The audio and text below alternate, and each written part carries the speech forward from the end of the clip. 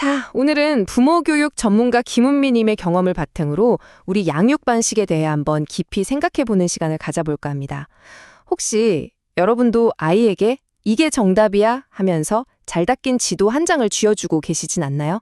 이제는요, 지시하는 부모가 아니라 아이의 잠재력을 믿고 기다려주는 코치가 되는 법, 그 여정을 저와 함께 시작해보시죠.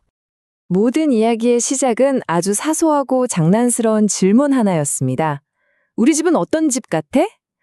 당연히 따뜻하고 좋은 대답을 기대했겠죠. 하지만 아이 입에서 나온 말은 와, 정말 부모로서의 자신감을 송두리째 흔들어버리는 그런 대답이었습니다. 그 배경에는 아마 모든 부모님이 한 번쯤은 겪어보셨을 바로 그 시기, 아이의 중2 사춘기가 있었습니다. 방문은 쾅 닫히고 대화는 뚝 끊기고 집안에 보이지 않는 벽이 막 생기기 시작하던 때였죠. 근데 이게 다가 아니었어요. 설상가상으로 아이의 이 질풍노도의 시기가 엄마인 작가 자신의 갱년기와 정면으로 딱 부딪힌 겁니다. 생각해보세요.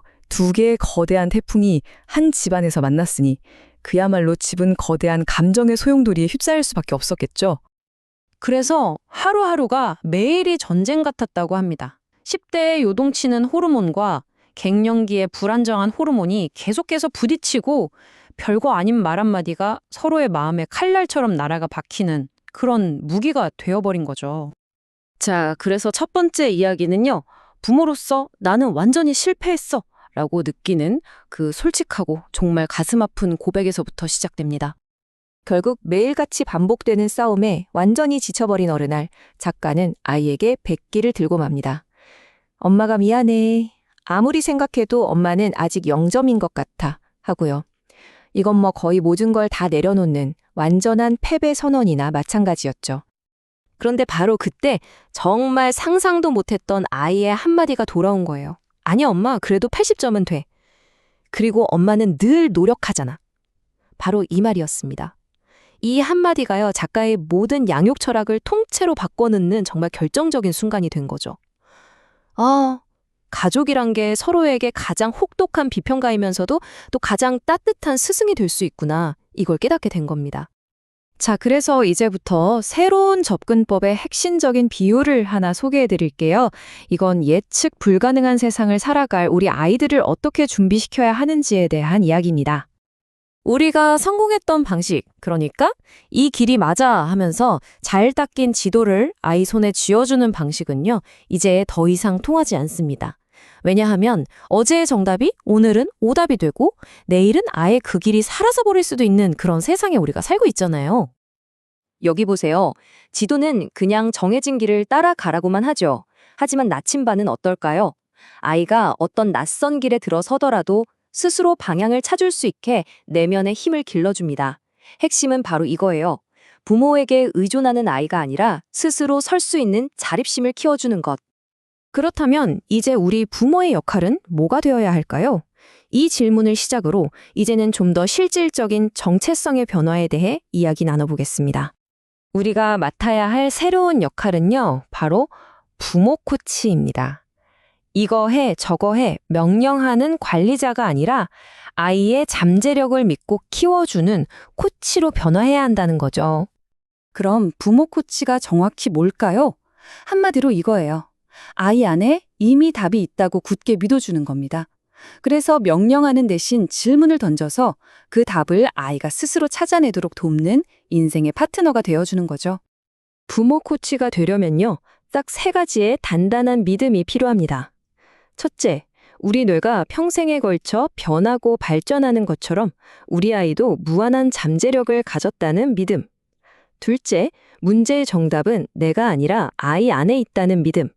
그리고 마지막으로 나는 무대 위에서 모든 걸 지휘하는 사람이 아니라 무대 뒤에서 묵묵히 응원하는 지원자라는 사실을 받아들이는 겁니다. 우리에게도 익숙한 히딩크 감독이 박지성 선수에게 했던 이 말을 한번 보세요. 난 널 믿는다. 이 한마디가 그의 인생을 완전히 바꿔놓았잖아요. 정말 나는 너를 믿어 라는 말만큼 강력한 코칭은 없는 것 같습니다. 자, 그럼 이제 부모 코치가 사용하는 가장 현실적이고 강력한 도구죠. 바로 이 말의 힘에 대해서 한번 알아보겠습니다. 코칭의 시작은요, 우리가 흔히 아이의 단점이라고 부르는 것들 속에서 숨겨진 강점을 발견하는 거예요. 예를 들어볼까요? 아이의 고집이 세다고요? 그건 리더십일 수 있어요. 결정을 잘 못한다고요? 그건 신중하고 배려심이 깊다는 뜻일 수 있고요. 너무 산만하다고요? 그건 에너지가 넘치고 사교성이 좋다는 증거일 수 있습니다. 부모의 말 한마디가 아이의 자존감을 꺾는 비난이 될 수도, 잠재력을 확 깨우는 격려가 될 수도 있는 겁니다. 정답을 주는 것과 질문을 하는 것의 차이, 이게 얼마나 큰지 아주 명쾌하게 보여주는 공주와 달이라는 우화를 하나 소개해 드릴게요.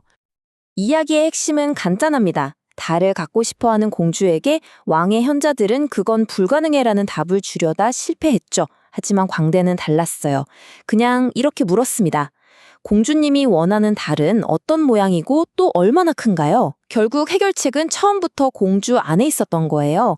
바로 그 질문이 아이 내면의 해답을 여는 열쇠였던 거죠. 자, 이제 부모 코칭의 정수라고 할 수 있는 마지막 개념입니다.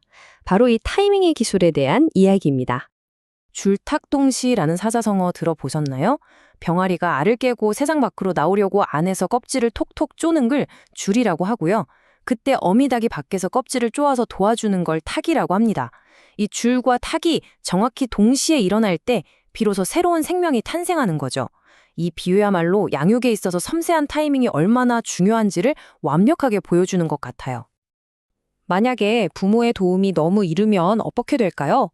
아이는 스스로 해낼 기회를 잃게 되겠죠? 반대로 너무 늦으면요? 아이는 안에서 지쳐서 포기해버릴지도 모릅니다. 아이가 스스로 껍질을 깨려고 안에서 톡톡 소리를 낼 때 바로 그 소리를 놓치지 않고 밖에서 살짝 도와주는 것. 그것이 바로 부모 코치가 가진 지혜입니다. 오늘 이야기를 마무리하면서 여러분께 질문 하나를 드리고 싶습니다. 완벽한 부모가 되려고 애쓰기보다 아이가 내는 작은 신호에 귀 기울이는 부모가 되어보는 건 어떨까요? 오늘 여러분의 아이는 어떤 소리를 내고 있나요?